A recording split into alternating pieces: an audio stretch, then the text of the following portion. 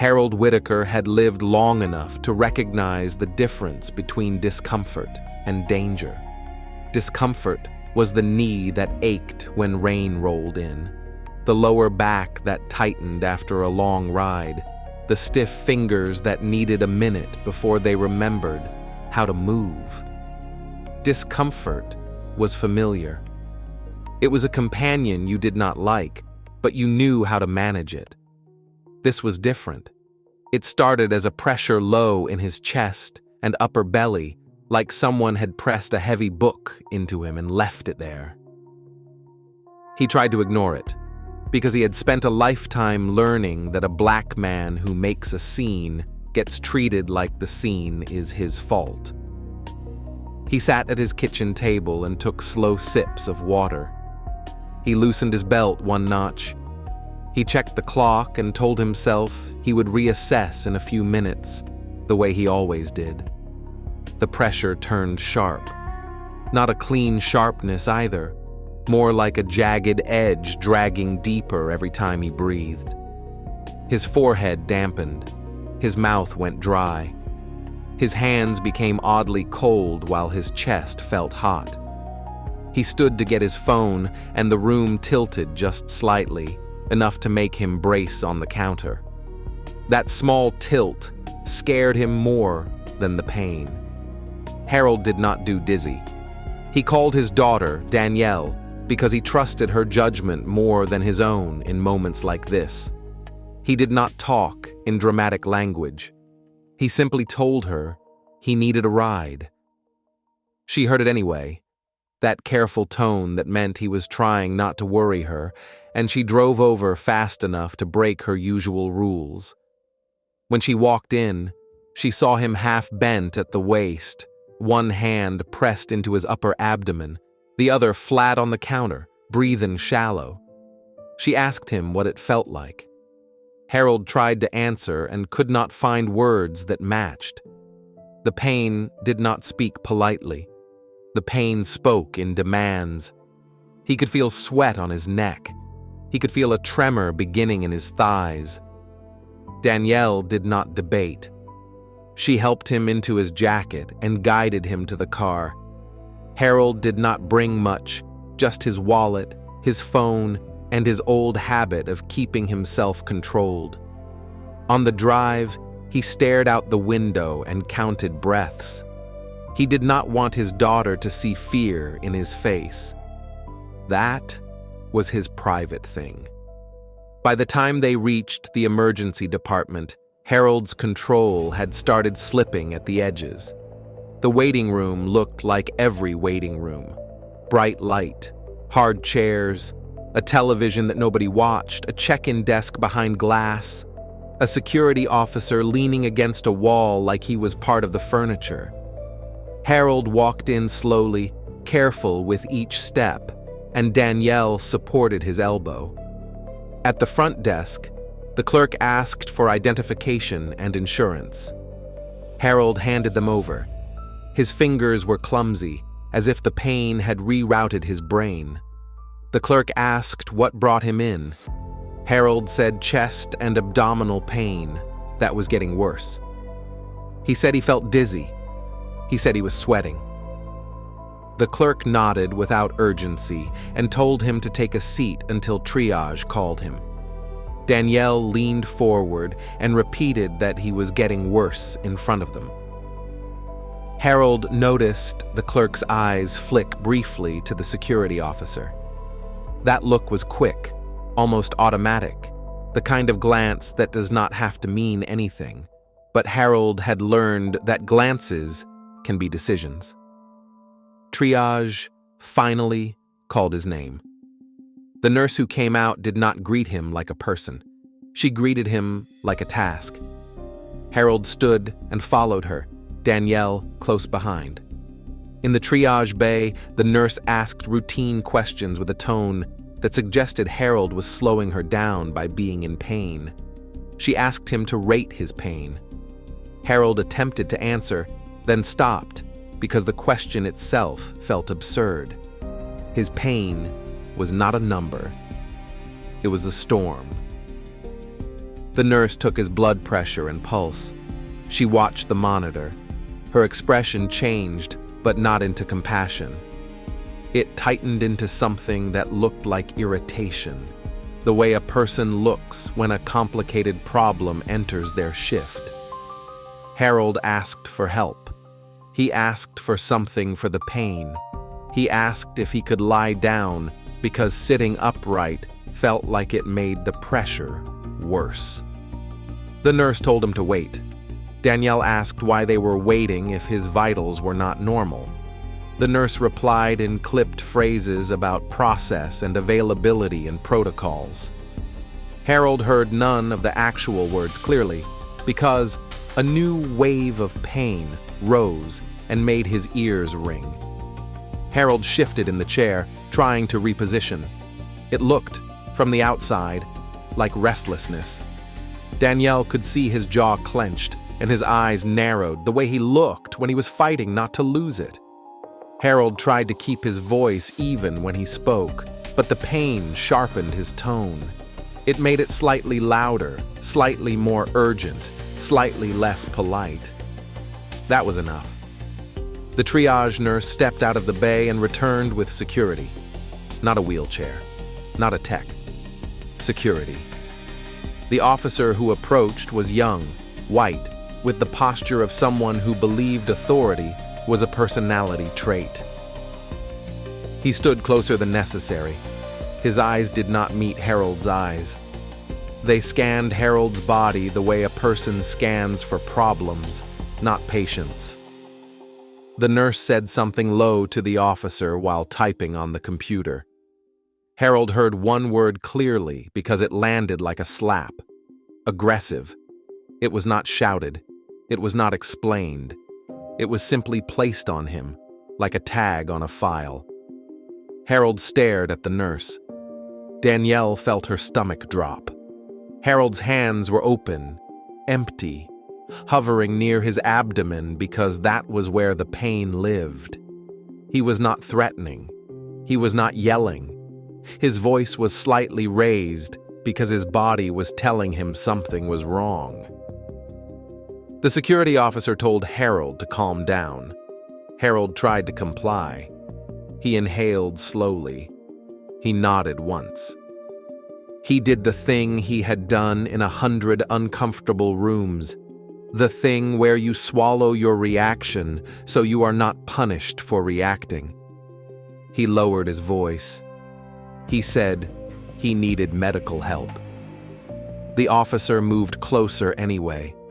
Harold shifted again because the chair pressed into his ribs. The officer interpreted the shift as refusal. The officer put a hand on Harold's upper arm. Harold flinched because the touch sent pain across his torso, and his flinch was interpreted as resistance. Another security officer appeared, then another. Harold did not see who called them. He only saw the circle forming, and he felt the room reclassify him in real time. Danielle demanded a supervisor. She demanded a clinician. She demanded a bed. The nurse's face stayed flat. Her fingers moved faster on the keyboard. The more she typed, the more Harold understood that whatever she wrote would become more real than what actually happened. Harold's pain surged, and his breathing became audible. It sounded like a growl, not because he was angry, but because his lungs were working around pressure. One security officer made a small, amused sound, not a loud laugh, more like a dismissive little chuckle. Harold caught it and felt shame spike hot behind his eyes. He hated that reaction, not because it hurt his pride, because it confirmed the worst suspicion. They were not taking his pain seriously. They were treating him like a performance. The officers guided him out of triage and into a side corridor. They did not put him in a treatment room. They put him in a small area near a door with a chair and a wall, like a place you put someone you do not want in public view. Danielle followed and was blocked. One officer told her she needed to wait in the lobby. Harold looked at his daughter and saw something in her face that scared him. Not panic. Rage. The kind that wants to explode but cannot, because exploding would become its own justification. Danielle took a step back because she could see how quickly security would turn on her too. Harold sat in that chair and tried to breathe. Sweat dampened his shirt. His skin felt both hot and cold. He asked again for medical help. He asked for a nurse. He asked for a doctor. Minutes passed in a way that felt warped, as if time itself slowed down to watch him suffer. A nurse eventually appeared and asked Harold to calm down so they could help him. Harold stared at her, almost stunned by the logic. Calm down first. Help later. Harold tried anyway. He nodded. He said he was calm. His voice shook. His body did not stop shaking because bodies do not follow commands when something inside is going wrong. The nurse looked at the notes on the screen, and her eyes changed. Harold recognized that look too. It was not hate. It was caution mixed with annoyance. It was the look of someone reading the word aggressive and deciding how to treat the person under it. She offered a basic pain medication that was weaker than what people in real pain often need. Harold took it because he was not in a position to negotiate. The medication did not touch the deeper pressure. It barely softened the edges. Danielle waited in the lobby with her phone in her hand, fighting the urge to record. She knew hospitals had rules. She also knew that rules are often used against the people who need protection most. She texted family. She took notes in the Notes app on her phone. She wrote down times, names, descriptions. After what felt like forever, Harold was moved into a treatment bay. His bed was behind a curtain. The nurse spoke to him in short sentences. She asked questions again. Harold answered as best he could. Danielle was allowed back in, but only after an officer reminded her to keep her voice down. Harold wanted to tell Danielle to be quiet because he feared the label spreading. He also wanted to tell her to be loud because being quiet had gotten him nowhere. He did neither. He just held his breath through another wave and waited for someone to see him as a patient. A physician assistant came first, then later, an emergency physician. The physician looked at the chart, looked at Harold, then asked questions that sounded like they were searching for a reason to minimize. Harold described the pain and the dizziness and the sweating. He described how it had escalated quickly. The physician ordered tests, blood work, an electrocardiogram, imaging. The wheels of care began to turn, but Harold could feel that they were turning later than they should have. The electrocardiogram did not show the clean, dramatic heart attack pattern that movies teach people to expect. That seemed to make the staff relax, in a way that Harold did not like. He was still in pain. He was still sweating. His blood pressure was doing something unstable. Yet the room treated him like he could wait. The first blood results returned and triggered new orders. A nurse came back with a different posture, less dismissive, more brisk. Danielle noticed the shift and felt a bitter satisfaction mixed with fear. Something was wrong enough to change the tone. A scan was ordered. Harold was wheeled down a hallway for imaging. The technician did not treat him like a problem. The technician treated him like a body that needed to be still, and that small neutrality felt like kindness. Back in the bay, Harold waited again. Then the emergency physician returned, and the air in the room changed. The physician spoke quickly to the nurse, using clinical words that meant urgent. Harold heard phrases about internal risk and unstable presentation. Danielle watched staff move faster. The curtain snapped open more frequently. A consultant was called. Another physician arrived. Harold was told he needed immediate intervention for a serious condition that explained his pain. The details were not spoken with dramatic flourish. They were spoken like a situation that should have been treated with urgency much earlier. Danielle felt anger rise, not at the diagnosis, but at the fact that they had needed evidence to treat her father's suffering as real. Harold was admitted. In the hospital room upstairs, away from the emergency department noise, Harold finally had medication that took the sharpness down. Not all the way, but enough to let him speak. Danielle sat by his bed and watched him drift in and out. His face looked older than it had a day earlier. Pain ages you. Humiliation does too. When Harold was stable enough, Danielle asked him to tell her exactly what happened in triage. Harold did not embellish. He described the moment security appeared. He described the label. He described the laugh. He described the delay. He described how it felt to be treated as suspicious while his body was demanding care. Danielle listened and wrote it down in her notebook, like she was preparing a case, because she was. The next day, Harold underwent a procedure that confirmed the seriousness of what had been happening inside him. It was not cosmetic. It was not optional. It was the kind of medical event that turns a family quiet. Harold survived it, but the recovery was hard. His body trembled with fatigue. His voice sounded thinner. Danielle returned to the emergency department 2 days later, not to scream, not to threaten, not to do anything that would let them call her aggressive too. She returned dressed neatly with her notebook and a calm expression that she had built like armor. She asked for the charge nurse. She asked for patient relations. She asked for a copy of the incident report and security report. She asked for the triage notes. She asked for the timeline of care.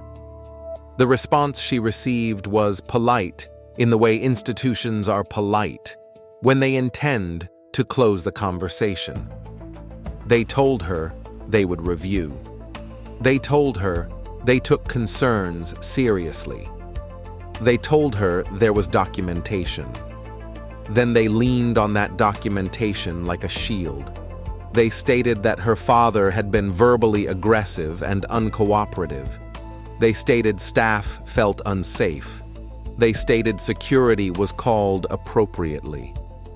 And then, as if they believed the paper itself would end the argument, they provided her with a summary of the incident notes.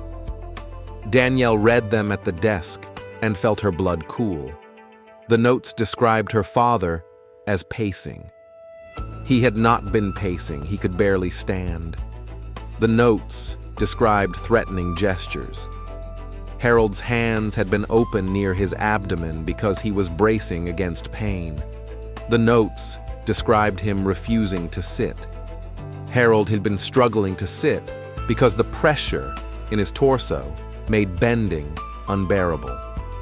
The notes described staff offering assistance and Harold refusing. Danielle remembered begging for a wheelchair while staff stared. The notes were written like a story where the hospital was calm and professional and the patient was the chaos. Danielle thanked them and left because she knew something crucial. If they were confident enough to hand her the notes, they had not considered how much those notes could expose. That night, Danielle filed a formal grievance through the hospital's patient relations office. She also filed complaints with the state agency that investigates hospital care complaints and with the Federal Patient Rights Office that handles discrimination allegations in healthcare settings. She used careful language. She included dates and approximate times. She used her father's medical seriousness as context, because it mattered. She described the use of security before meaningful clinical escalation. She described the labeling. She described the delay. She also did the most important thing. She requested the full medical record, not the friendly summary, the raw record, the triage notes, the nursing notes, the provider notes, the security report, the electronic audit trail that logs who entered what and when. She requested any video footage from the waiting room cameras that covered triage and the corridor where Harold was held. The hospital responded slowly. At first, they said video retention was limited. Then they said privacy concerns prevented release. Then they offered to provide only internal review summaries. Then they suggested Danielle was misunderstanding the situation. Danielle did not argue. She escalated. She wrote follow-up emails. She referenced her complaint numbers. She requested confirmation of receipt. She requested the names and titles of the people responsible for record production. She kept her tone steady. She made it clear she was documenting every interaction. Weeks later, a digital link arrived for the record download, along with a thick stack of printed pages. Danielle sat at her kitchen table late at night, the house quiet, and began reading line by line. The first thing she noticed was how the language shifted depending on who wrote it. Some notes were clinical and neutral. They described pain, vitals, tests. They sounded like medicine. Other notes were loaded. They used terms like aggressive, uncooperative, verbally escalated, refused, non-compliant. Those words appeared in clusters, often around the same timestamps, often written by the same people. Danielle started building a timeline. She matched the triage timestamp to the first security note.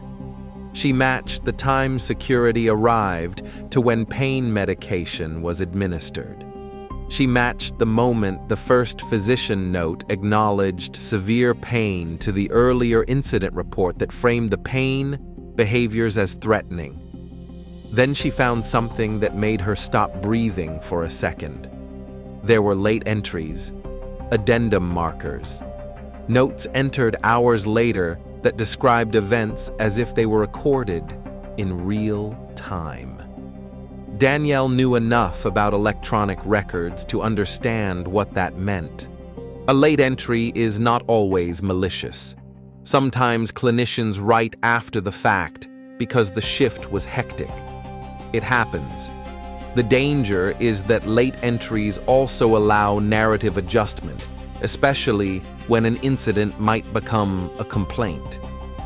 Danielle kept reading. She began comparing language across notes. She noticed repeated phrases that looked templated, the way people write when they are protecting themselves. She saw vague claims like staff felt threatened without description of actual threats. She saw the word aggressive used as a conclusion, not supported by behaviors. She also noticed an inconsistency that was small but fatal. One nursing note described Harold as calm and cooperative in the triage area at a specific time, and another incident note claimed Harold was escalating at that same time, refusing instructions, raising his voice, making gestures. The overlap was too tight to ignore. Danielle went deeper. She checked the medication administration record. It showed pain medication given later than the incident narrative implied. She checked vital sign entries. Some were delayed. She checked when a physician first documented concern for serious internal pathology. That documentation came after the security event, not before. Then Danielle looked at the electronic audit report that sometimes accompanies record production when requested specifically. It showed access times. It showed edit times. It showed who opened the chart and when. Danielle saw several chart entries were modified after her grievance was filed. Not huge changes. The kind of subtle changes people make when they want to polish language. Phrases softened, timing clarified, words shifted. Some sections were expanded. The hospital had treated the record like a living document that could be refined. Danielle treated the record like evidence.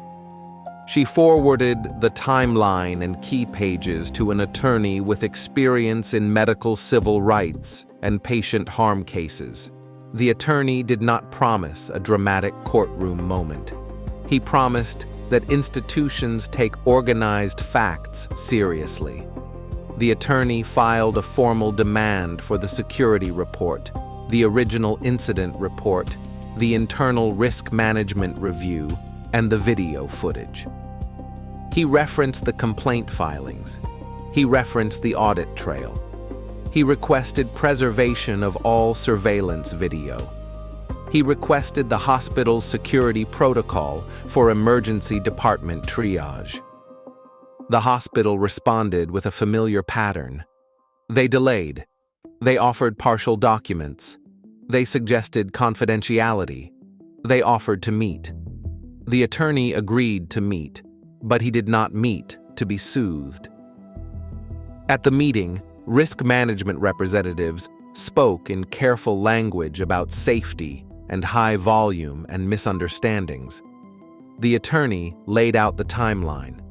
He highlighted the contradictions between notes. He pointed to late entry markers. He pointed to the chart access after the grievance. He pointed to the difference between clinical documentation and incident narrative language. He asked why security was summoned early for a senior in visible distress. The hospital responded with staff felt unsafe. The attorney asked what specific behavior created that fear. The hospital referenced the word aggressive. The attorney asked what clinical documentation supported that label. The hospital referenced the incident notes. The attorney then did the thing that makes institutional rooms go quiet. He explained that the incident notes were not protecting them. The incident notes were exposing them. Because once the hospital documented a patient as aggressive, the hospital implicitly admitted that staff could have delayed care due to that label, and the inconsistencies suggested the label was driving the story rather than the facts. Then, he asked for the video. The hospital claimed video was limited. The attorney reminded them that regulators had been notified and preservation requests had been made. He reminded them that failure to preserve could itself become a serious issue. He reminded them that surveillance retention is often longer than people casually claim when a complaint triggers legal hold procedures. Days later, the hospital produced video clips. Not everything. Enough to be dangerous. The footage did not show a threatening man. It showed a senior leaning, sweating, breathing shallow, trying to speak. It showed Danielle advocating. It showed the triage nurse typing. It showed security stepping in quickly. It showed Harold flinch when touched, not in anger, but in pain. It showed the corridor where Harold was held. It showed delay. The footage also captured something small that had become symbolic. The dismissive laugh. It was not dramatic, but it existed, and the existence mattered because the incident notes had framed staff as calm professionals responding to a threat. The laugh made the situation look less like safety and more like contempt. When the attorney shared that with the regulator handling Danielle's complaint, the pressure increased. The hospital was now facing a problem that notes could not solve. The notes had created a narrative that Harold was the problem. The video, the timestamps, and the audit trail suggested the narrative was manufactured after the fact to justify why security was used and why care was delayed. The hospital's leadership responded the way large systems often respond. They offered internal review. They offered retraining. They offered a confidential settlement discussion. They did not admit wrongdoing in plain language. Harold, when he learned what the record said about him, looked as if he had been punched. It was not just the accusation. It was the way the record tried to turn his pain into character failure. It made him feel like he had been erased and replaced by a stereotype. He told Danielle he did not want money. He wanted the label removed. He wanted the record corrected. He wanted the hospital to acknowledge that he had been sick, not dangerous. The attorney explained that hospitals rarely rewrite records the way people imagine. They can add clarifications. They can attach patient statements. They can amend incident summaries. They can change internal flags. The process is slow and bureaucratic because the bureaucracy protects them. Harold decided he could handle slow. He had spent his life enduring slow. What he could not handle was silence. Danielle and the attorney submitted a formal request to amend the medical record, including a written statement from Harold describing the events, the video excerpts, and the contradictions in the notes. They requested removal of the aggressive label from the incident summary and any behavioral flag tied to it. They requested that the hospital document the delay in pain care and the inappropriate early involvement of security as a quality failure. The hospital responded with partial concessions. They agreed to attach Harold's statement to the record. They agreed to review the incident documentation. They agreed to conduct retraining. They refused at first to remove the label. That refusal triggered the next phase. The attorney filed a notice of intent to pursue additional legal remedies, including claims related to discrimination, negligent care delay, and improper documentation. The regulator asked for the hospital's policy on behavioral labeling and security involvement. The hospital's compliance team asked for internal reports. Risk management began calculating exposure. That is when the incident notes backfired completely. Because the more the hospital defended the notes, the more the notes became the center of scrutiny. Why did the incident note claim Harold was pacing when the video showed him leaning and barely moving? Why did the incident note claim he refused to sit when clinical notes showed his pain worsened with bending? Why did the incident note describe threatening gestures when the video showed open hands bracing against pain? Why did the incident note suggest timely assistance when the medication record showed delays? Why were entries modified after the grievance? Why did security escalate first? The hospital attempted to explain each question as a misunderstanding. The problem was that explanations require consistency. The record did not have it. Eventually, a settlement was negotiated. It was not announced. It didn't come with a press conference. It came with documents and policy adjustments. The hospital agreed to amend the incident summary language and remove the aggressive label from the official incident narrative attached to Harold's patient file. They agreed to remove any behavioral alert tag related to that visit. They agreed to training focused on pain bias, de-escalation, and documenting behaviors with objective clinical description rather than loaded labels. They agreed to revise emergency department protocol so that clinical escalation must be considered before security escalation unless there is a clear, specific threat. They also agreed to something Harold requested personally: a written acknowledgement, internal, signed, that the response to his pain was inappropriate and that documentation practices in his case did not meet standards of objectivity. Harold read that acknowledgement in his hospital bed at home during recovery. He did not smile. He did not celebrate. He simply closed his eyes for a moment and let the weight of it settle. Not because it healed what happened, but because it proved he was not crazy. Months later, Harold returned to the hospital system for a follow-up, not because he trusted it, but because healthcare access is often a map with limited routes. Danielle went with him. Harold walked slowly. He carried himself upright. He did not want to look timid. He also did not want to look angry, because he had learned the cost of anger in fluorescent rooms. At check-in, the staff member treated him normally. No security hovering. No suspicious posture.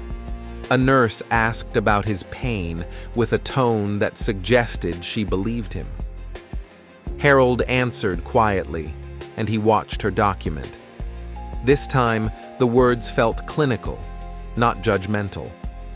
In the waiting area, Harold noticed a new poster about patient rights and respectful care.